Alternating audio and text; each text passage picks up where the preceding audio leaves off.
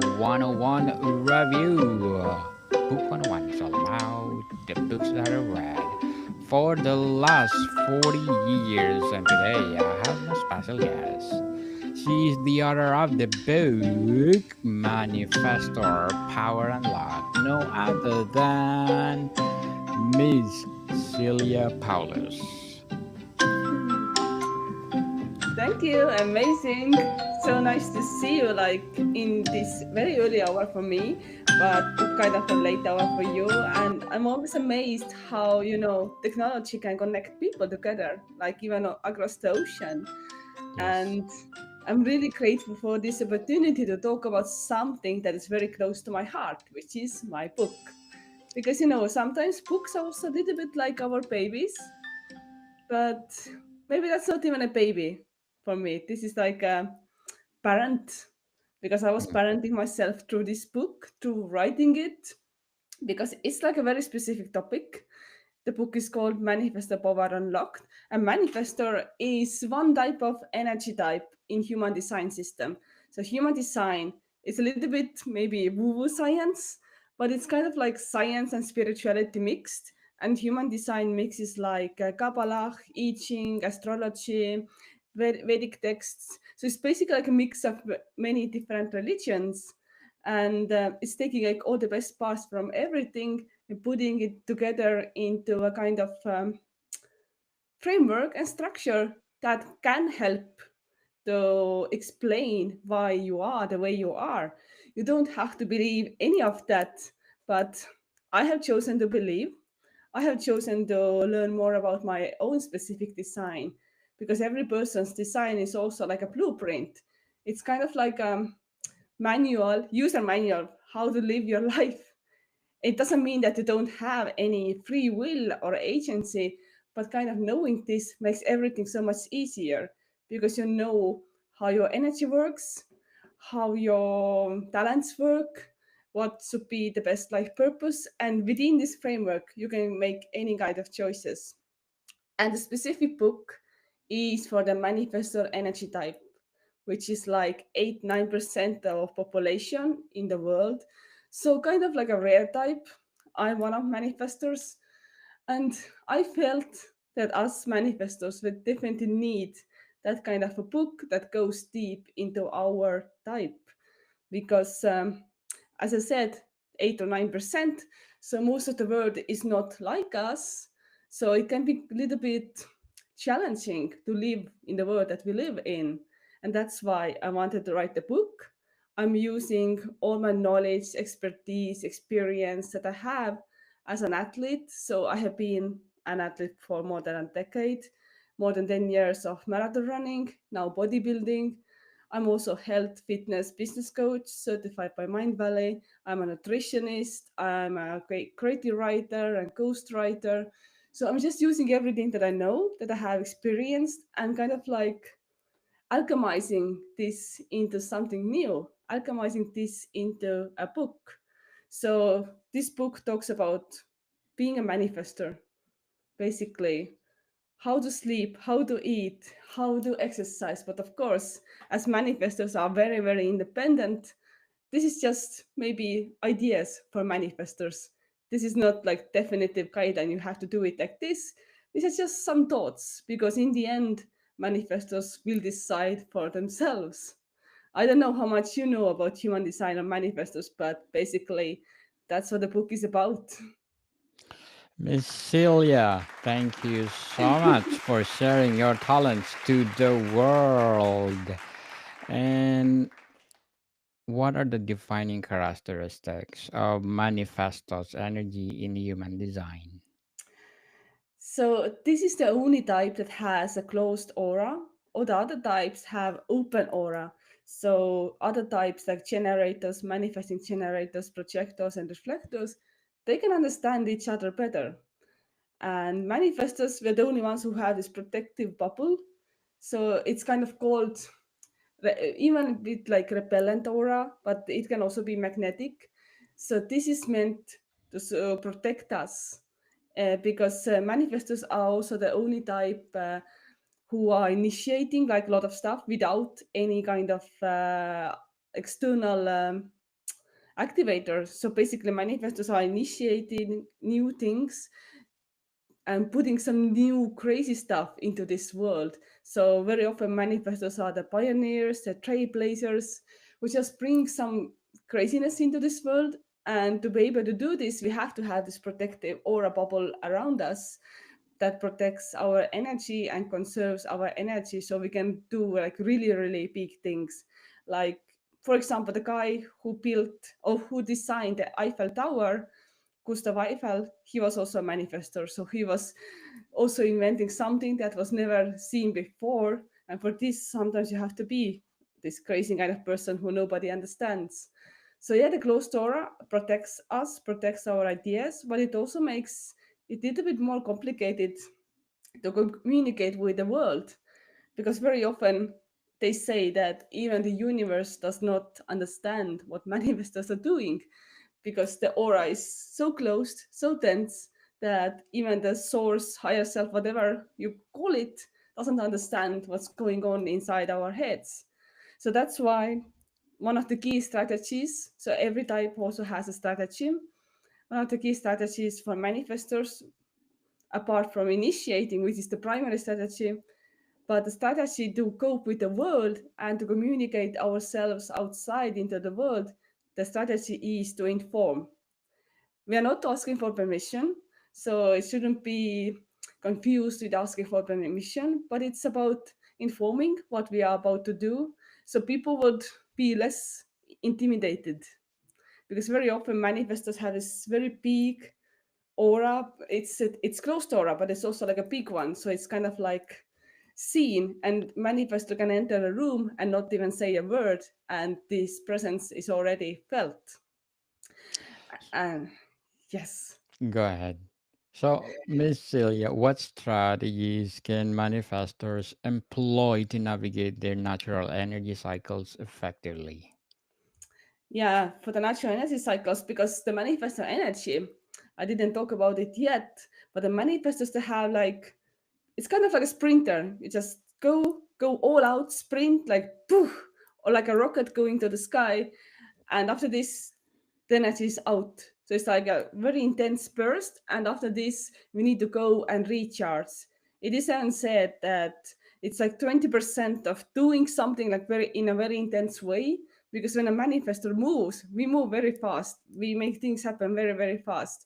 And after this, it's like 80% of the time we should be like resting. I have been challenged by this resting concept quite a lot, because I'm like, okay, what do you mean rest? Do I just need to sleep the whole time? Because I love doing things, I love to be active, but I'm also realizing that yes, sometimes I just do something, I'm like super in, I initiate. For example, yesterday I created like a workbook and also put it on Amazon. That was like 100, more than 100 pages.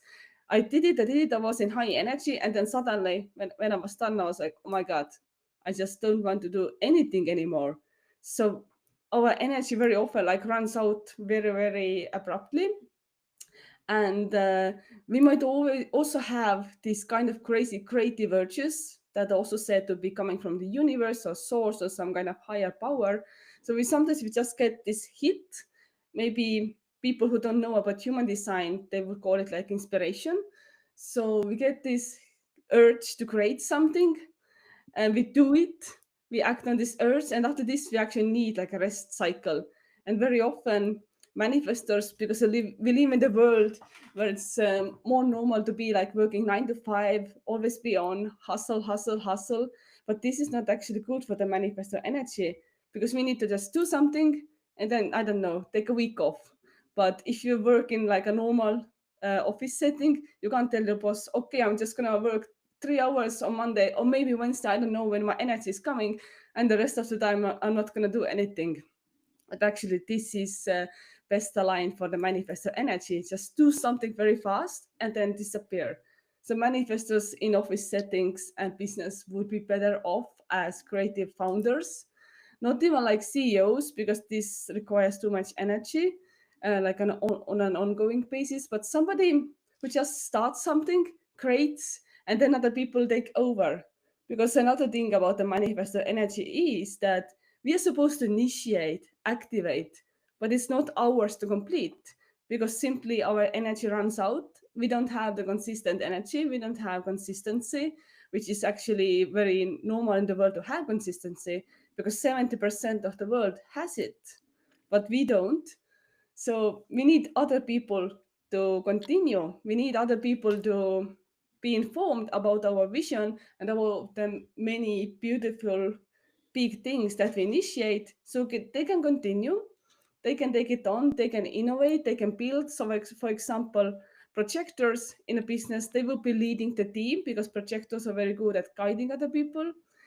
The generators would be building the project, would be building the thing and doing like the daily work because generators have like a lot of energy and they are very good at mastering like one thing. The manifesting generators in this formula, they would be the people who innovate. So they also move quite fast and they can do like many things. So they can put like a new spin on the manifestor idea. And then we also have reflectors, which is actually like 1% of population. So that's the rarest type of them all. And the reflectors would be good at analyzing and reflecting on the full process because they can like see things in the long term. So yeah, there are like many different aspects to manifest the energy. uh, this creative urge versus rest cycle. So we really need to go and rest because this way we also recharge for the next hit and we don't burn out. The energy is inconsistent, the aura is closed, and yeah, and we are here to initiate and start stuff, but they are not ours to finish, complete. That's why very often manifestors also struggle with finishing, completing. And I wouldn't have finished this book if I wasn't in a challenge. So I started last year in July. I made all the structure. I was super excited about doing it. I was like, okay, let's go. Then I wrote like 4,000 words and suddenly energy out. I don't want to do it anymore. But then I joined the challenge for November, December, and the challenge was about creativity.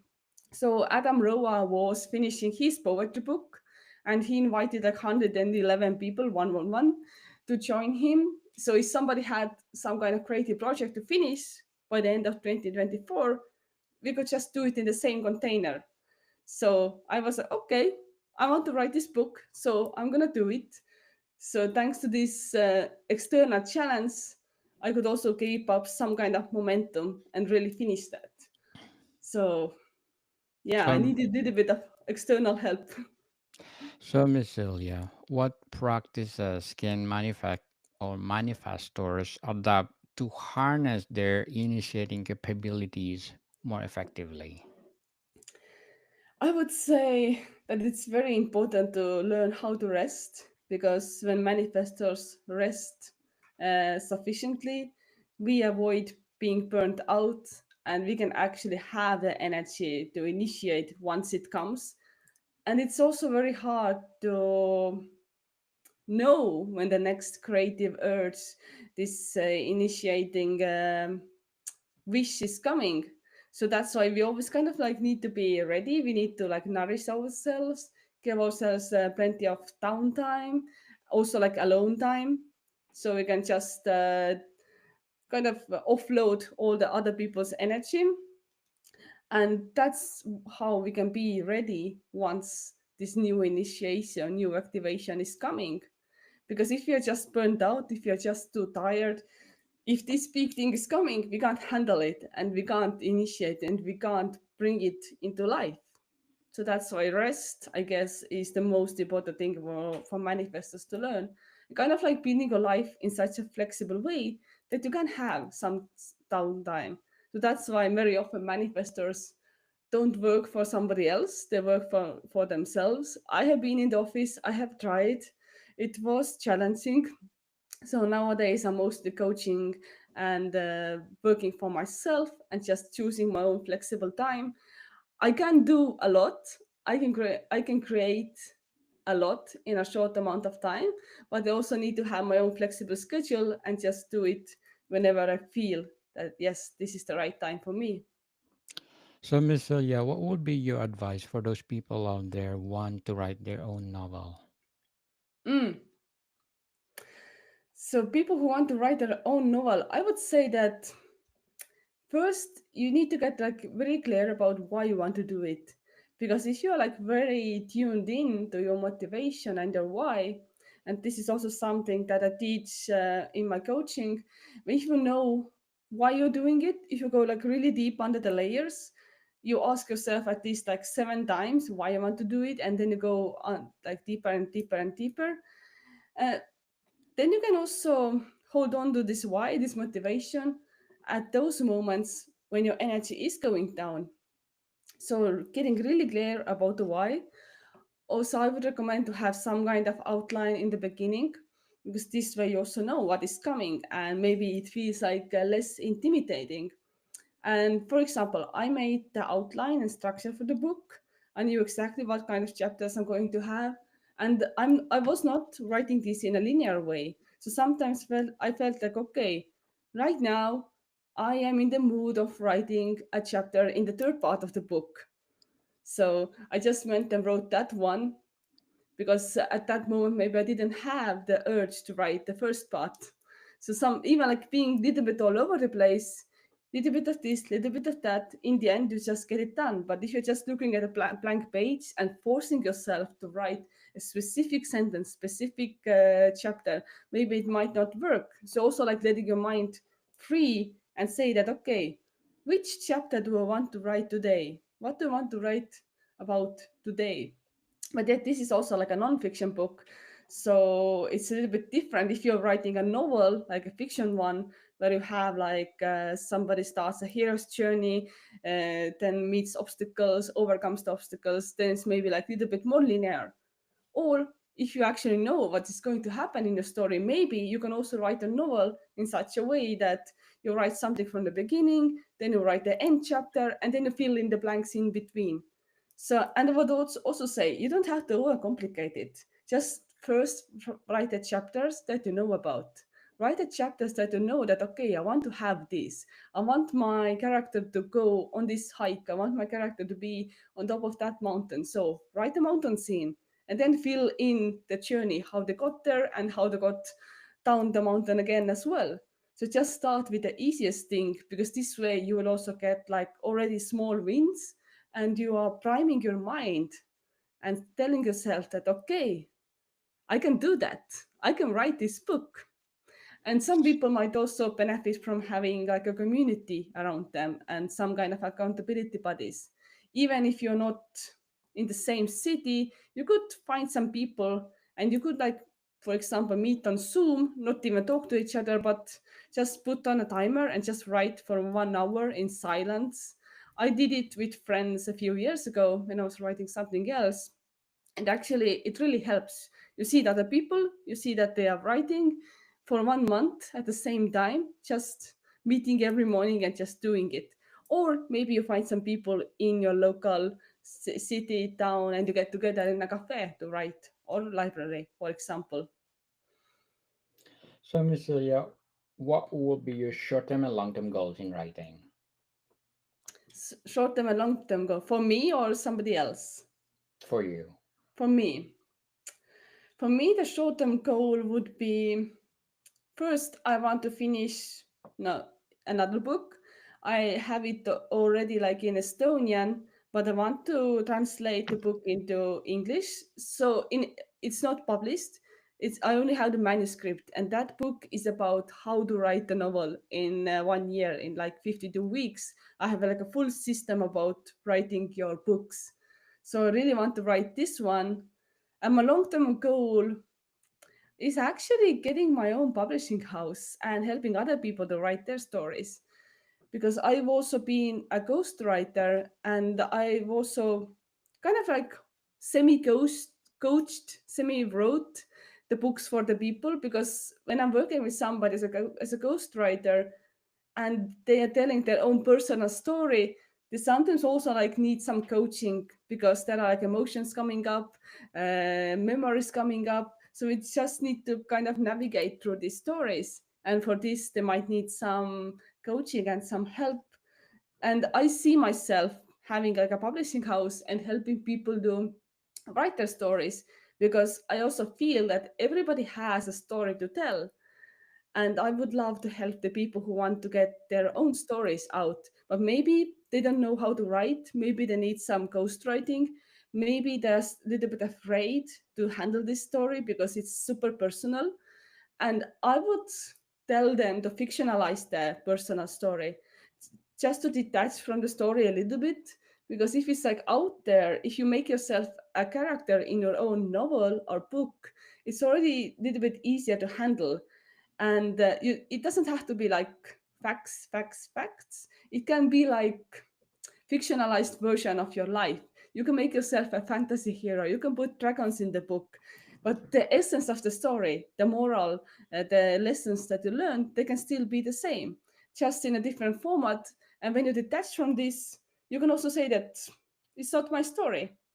It still is a story, but maybe you're also protecting yourself if you say that, okay, this didn't really happen to me, because maybe it's too scary to talk about it, but you want to talk about it. So I see myself helping people to fictionalize their stories through coaching, ghostwriting, and providing like full-on service, where I would also have people who help to design book covers, for example. So, to wrap up our discussion today, Miss Celia, how can manifestors cultivate self trust and confidence in their decision making process? Manifestors can cultivate self-trust and confidence by starting to do whatever the hell they want to do. Because we are very independent, we are very autonomous, we have the direct connection with the universe. And if we listen to ourselves, we actually protect our energy so much more. And this way, opportunities will also start coming for us. In human design, there are also authorities, so everybody has a different authority. I'm emotional manifestor, so I have to reach like emotional neutrality before I make a decision. There might also be splenic manifestors who know immediately, okay, my spleen says yes, my spleen says no, and there are also like ego manifestors. So also knowing about your authority when it comes to decision making. But if somebody gets their human design reading, you can do it for free online. You can already start reading about your specific design and your authority and strategy and everything else. Miss Silja Paulus, thank you so much for sharing your book to the world, and we are looking forward for more books to come. So, can you please invite our listeners to support your book? Yes, comment if you are a manifestor in human design. Comment, read Manifest the Power Unlocked, or if you know a manifestor, they will really appreciate your support, because manifestors often feel isolated and alone. So any kind of support is like so amazing, so amazing. So, Thank you. So Miss Silja, where they can buy your book? It's on Amazon as a paperback and also as Kindle ebook.